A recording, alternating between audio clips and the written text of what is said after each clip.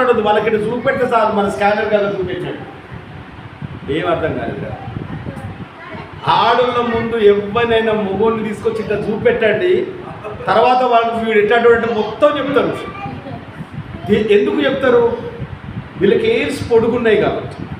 ఈ ఎంట్రుకలు ఎక్కువ ఉన్న వాళ్ళకు ఇతరులను గ్రహించే శక్తి ఎక్కువ ఉంటుందా? అర్థమైందా? అంటే వాళ్ళు అలాంటి శక్తిమంతులను దేవుడు ఏం చేసింది తెలుసా? వాళ్ళకు బలం ఇచ్చిండాడు. ఏం బలం ఇచ్చిండు తెలుసా? ప్రపంచంలో మానవులు ఉత్పత్తి చేసే బలం ఇచ్చిండట. మన ఒంట్లోకి ఉదాహరణ చెప్తున్నా, ఎంటికను మింగండి, కక్కి కక్కి సత్తం. ఎంటిక ఎంతతో ఉంటుందా? సభ్యతలేదు. ఒక ఎంటికను మింగండి, మీరు ఎట్ట బత్తరో చూస్తాం. కానీ దేవుడు ఆ 3.5 కిలోల బేబీని కడుపులో పెట్టిండండి. ధైర్యంగా బతికే శక్తి స్త్రీకి ఇచ్చింది. అర్థమైందా? కొంచెం అన్నం ఎక్కువ తింటేనే తనుస్తాం. ఏం ఎక్కువ కక్కువచ్చింది. స్త్రీ అయితే 9 నెలలప్పుడు పడుకోలేదు, కూర్చోలేదు, ముసదీయలేదు.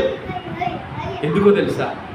తన కడుపులో ఉన్న బిడ్డను చూసుకొని వాడు పొత్తి కడుపులో దంతే, గుండెను దంతే, పక్కన దంతే నవ్వుతూ ఉంటుంది. ఎందుకని నవ్వుతాను? వాడు లోపల దంతా ఉంటారు. ఆ శక్తి దేవుడు స్త్రీకి ఇచ్చినాడు.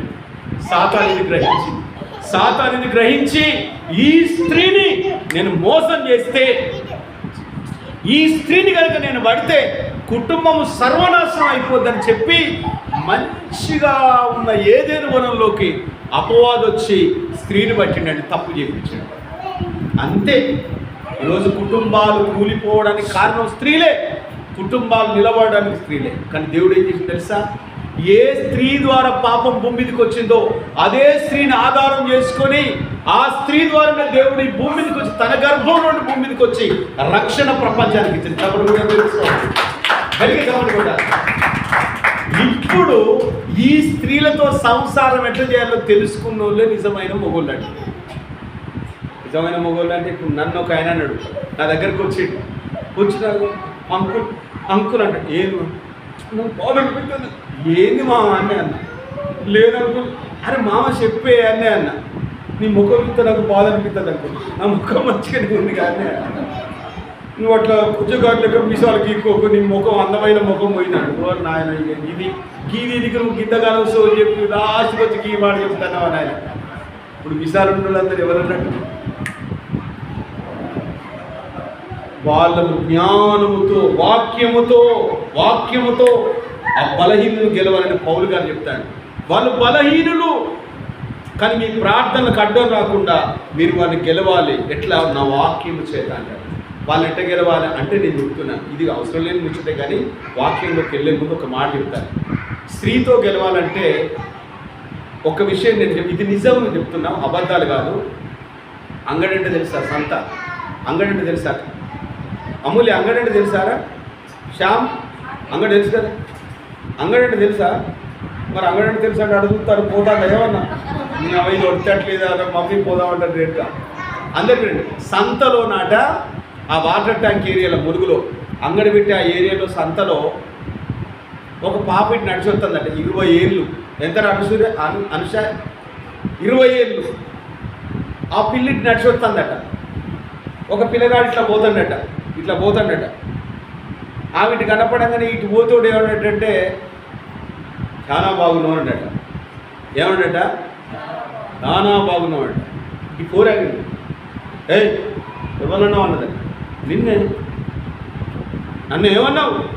చాలా అందంగా ఉన్నావు అన్న. నన్ను ఎందుకన్నావు? అరే ఉన్నావు కాబట్టి అన్న. వీళ్ళు ఏమన్నా ఉన్నా అదే మాటలు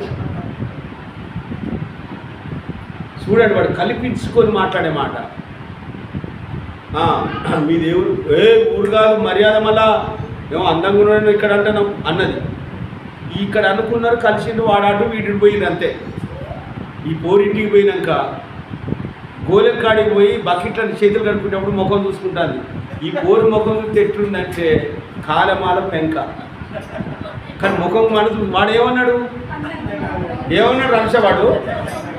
ఐశ్వర్యరాయలు ఎక్కున్నవాడు అన్నాడు.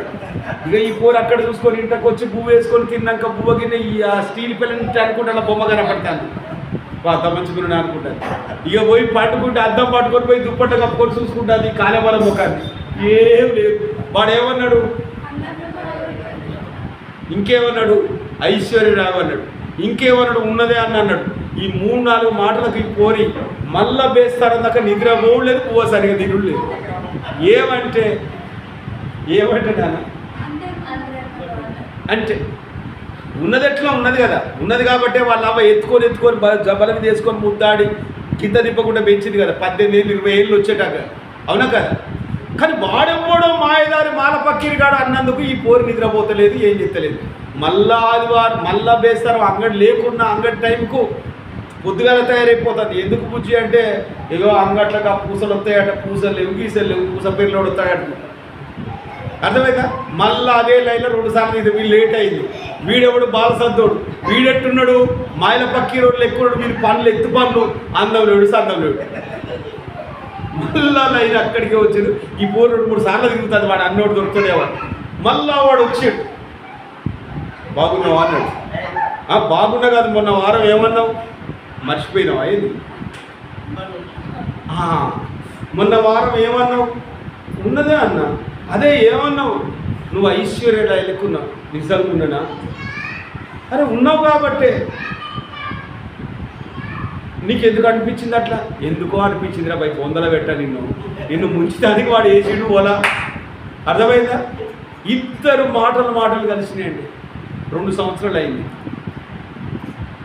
ఏ పాపం చేయలేదు, ఏ తప్పు చేయలేదు. ఆ బిడ్డలు ఇద్దరు కులాలు అడ్డొచ్చినాయి, కులం ఒప్పుకోలేదు, ఒకరంటే ఒకరు ప్రాణం అనుకున్నారు. తల్లిదండ్రుల మధ్య ఈ బిడ్డ తక్కువ జాతి బిడ్డ, ఎక్కువ జాతి బిడ్డ, ఆ పిల్లగాడు తక్కువ జాతి పిల్లగాడు, సంపుతారనే భయంతో ఇద్దరు పోయి ఊరు పెట్టుకొని చచ్చిపోయినట్టు. ఇప్పుడు చెప్పండి, ఎన్ని తులాల బంగారం వీనికి ఇచ్చింది, ఎన్ని కిలోల బంగారం వీనికి ఇచ్చింది, ఎన్ని ఎకరాలు ఆ పోరికి రాసిండి, ఇద్దరు పోయి ఊరు పెట్టుకుంటారు. చెప్పండి, ఎవరు మాట్లాడతలేరు, ఎవరు అనుష పెద్ద మనుషులు చెప్పలేవురా. దేనికి ఒకరంటే ఒకరు చనిపోవాలని తీర్మానం తీసుకున్నారు. శరీరంలో కోరికను బట్టి కాదు, ఇచ్చను బట్టి కాదు, వారి శరీరంలో ఉన్న బలహీనతను బట్టి కాదు, కానీ మాటల ద్వారా ఒకరంటే ఒకరు ప్రాణంగా అయిపోయారు. ఒకరంటే ఒకరు బ్రతకలేని, ఆ మాట వినకపోతే తట్టుకోలేని స్థితిలోకి దిగజారిపోయింది. ఆ మాట్లాడితే నెమ్మది అనిపించింది. పొద్దున అంగడికని వస్తాను, 9 గంటలకు కూర్చుంటే 5 అవుతుంది 6 అవుతుంది. ఇంటికి మోన పోరాడు, ఏమే అంగడికని పోతే 7 తెత్తలేవాడు. నేను ఒరికో ఇదేమో సూయిలో పడ్డట్టుందని అర్థమవుతుంది, ఏదో మాయలో పడ్డదని తల్లిదండ్రులకు అర్థమవుతుంది. అసలు ఏంటిదని పగపడితే దొరికితే వీడని తెలిసింది. సంపాదనకు ప్రయత్నం చేసారు, ఇద్దరు కలిసి ఆత్మహత్య చేసుకొని అక్కడ కలిసి ఉందాం అనుకున్నారు.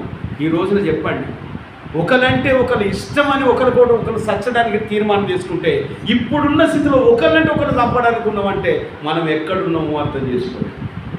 దేవుడు ఇక్కడ ఏమంటాడు, నా మాటలు మీలో కనుక ఉంటే, నా వాక్యము నీలో కనుక ఉంటే నీకేది ఇష్టమో అడుగు, నీకేది ఇష్టమో అడగండి. ఇప్పుడు దేవుడు అంటాడు, భర్త బాగా తాగుపోతాడు, ఈ భర్త తాగుబోతూ భార్య తెలివికి బైబిల్లో ఉంది. హెబ్రీ రాసిన పత్రిక 10వ అధ్యాయం 35వ వచనంలో ఒక మాట ఉంటుంది. ఈ మాట ఒకటి చదువుకొని కళ్ళు మూసుకొని ప్రార్థన చేద్దాం. హెబ్రీ రాసిన పత్రిక 10వ అధ్యాయం ఉందా అసలు బైబిల్లో? హెబ్రీ ఉందా రమ్య? ఈ పాస్టర్ తీస్తలేడు రా, వంతుకు నువ్వు తీస్తాను అంటవా? 35వ వచనం 11వ అధ్యాయం, సారీ హెబ్రీ 11:35. అమ్మ అందరు వినాలి, అయిపోయిందిరా వాక్యం. హెబ్రీ రాసిన పత్రిక 10వ అధ్యాయం 35వ వచనం, 207 పేజ్ నెంబరు. 35వ వచనం, 11వ అధ్యాయం 35వ వచనం. స్త్రీలు మృతులైన తమ వారిని పునరుత్థానం వలన మరలా పొంది, కొందరైతే మరీ శ్రేష్టమైన పునరుత్థానం పొందగోరి విడుదల పొందనలక యాతన పెట్టబడి. దేవునికి స్తోత్రం. ఈ స్త్రీలు విశ్వాసం గలవారు. ఆ స్త్రీల జాబితాలో ఇక పైన అందరూ ఉంటారు. రాహాబ్ అనే వేశ్య దేవుని బిడ్డల మీద నమ్మకం ఎక్కువ, దేవుని సేవకులంటే నమ్మకం ఎక్కువ, దేవుని ప్రజలంటే నమ్మకం ఎక్కువ. అయ్యా మీ గురించి మేము విన్నాం, ఐగుప్తులో నుండి మీరు ఇట్లా వచ్చినప్పుడు అనేక మహత్కార్యాలు ఆశ్చర్యకార్యాలు దేవుడు మీ పక్షాన చేసినట్టు మేము విన్నాం.